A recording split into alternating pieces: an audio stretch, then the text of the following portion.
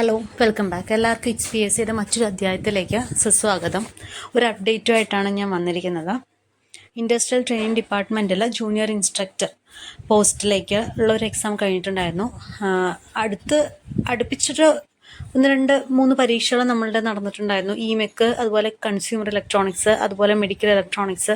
അപ്പോൾ ആ 3 പോസ്റ്റിൽ ഓൾറെഡി മെഡിക്കൽ ഇലക്ട്രോണിക്സിൻ്റെ വന്നിട്ടുണ്ടായിരുന്നു. ഇപ്പോൾ കൺസ്യൂമർ ഇലക്ട്രോണിക്സിൻ്റെ സർട്ടിഫിക്കറ്റ് അപ്ലോഡ് കൂടെ വന്നിട്ടുണ്ട്.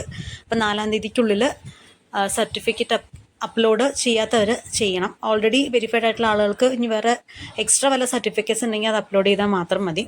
അപ്പോൾ കൃത്യമായ ആ ടൈമിനുള്ളിൽ തന്നെ നമ്മൾ അപ്ലോഡ് ചെയ്തില്ല എന്നുണ്ടെങ്കിൽ നമ്മുടെ ചാൻസ് നഷ്ടപ്പെടും. അപ്പോൾ അതുകൊണ്ട് മറക്കാതെ ഈ 4-ാം തീയതിക്കുള്ളിൽ തന്നെ നിങ്ങളത് അപ്ലൈ ചെയ്യാം.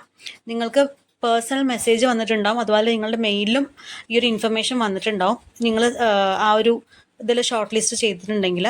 അതേപോലെ തന്നെ നിങ്ങളുടെ പ്രൊഫൈലിൽ കയറി നോക്കിയാലും നമുക്ക് ഈ ഒരു ഇൻഫർമേഷൻ വന്നിട്ടുള്ളത് അറിയാനായിട്ട് പറ്റും. അപ്പോൾ സെലക്റ്റഡ് ആയിട്ടുള്ള ആൾക്കാർ നിങ്ങളുടെ ഡീറ്റെയിൽസ് കൈയോടെ അപ്ലോഡ് ചെയ്യാൻ മറക്കരുത്.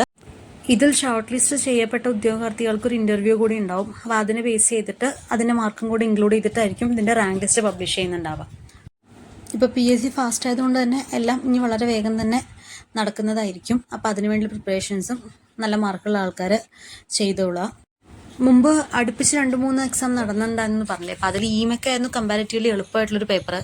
ഇമെക്ക് കഴിഞ്ഞ് പിന്നെ വന്നിട്ടുള്ള ഈ 2 എക്സാം അത്യാവശ്യം കുറച്ചുകൂടെ സ്റ്റാൻഡേർഡ് കീപ്പ് ചെയ്ത എക്സാം തന്നെയായിരുന്നു. പ്രത്യേകിച്ച് കൺസ്യൂമർ ഇലക്ട്രോണിക്സ് അത്യാവശ്യം നല്ല നോളജ് ഉള്ള ഒരാൾക്ക് മാത്രം ക്രാക്ക് ചെയ്യാൻ പറ്റുന്ന രീതിയിലുള്ളൊരു ക്വസ്റ്റ്യൻ പേപ്പർ ആയിരുന്നു. അപ്പോൾ അതുകൊണ്ട് തന്നെ അത്യാവശ്യം കട്ട് ഓഫും ഇതിൽ കുറഞ്ഞിരിക്കും തന്നെയാണ് പ്രതീക്ഷിക്കുന്നത്. ഇപ്പോൾ 12 വാക്കൻസിയാണ് നിലവിലുള്ളത്. അതെന്തായാലും കൂടാനുള്ള സാധ്യത ഇല്ല.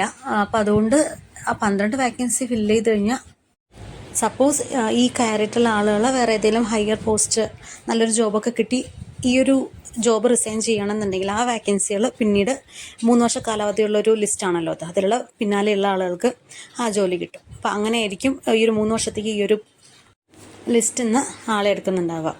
അപ്പോൾ നല്ല സാലറി പാക്കേജൊക്കെ ഉള്ളൊരു ജോബാണ്. ലിസ്റ്റിൽ ഉൾപ്പെട്ട എല്ലാവർക്കും അഭിനന്ദനങ്ങൾ. അപ്പോൾ മറ്റൊരു അപ്ഡേറ്റുമായിട്ട് വീണ്ടും കാണാം. Thank you. വീഡിയോസ് ഇഷ്ടമാണെങ്കിൽ please like, share and subscribe.